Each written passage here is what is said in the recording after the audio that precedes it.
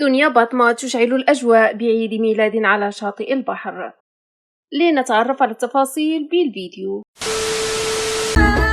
دنيا باطمة حفل عيد ميلاد بشاطئ البحر. وقد اختارت دنيا باطمة ارتداء فستان زهرة باللون الأحمر عالي الظهر. وقد اختارت دنيا ارتداء الشعر الطويل باللون الأسود لتغطية الظهر العاري. وقد أدت دنيا باطمة كشكول من الأغاني الشعبية بالإضافة إلى أغاني الراي وأغاني طربية.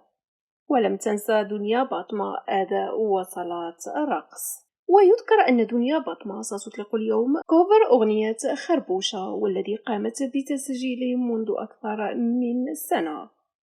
وقد جاء قرارها بنشره على صفحتها الرسمية على اليوتيوب، بعد أن قام مدير أعمالها السابق البحريني موفق ترك بتسريب التسجيل لكي يضر بها، لكنها قلبت الطاولة عليه وقررت نشرها على صفحتها على اليوتيوب لتستغل الأمر الذي أراد منه الإضرار بها كدعاية لكوفري أغنية خربوشة، والتي قام بإعادة أدائها مجموعة من الفنانين المغاربة قبل دنيا باطمة.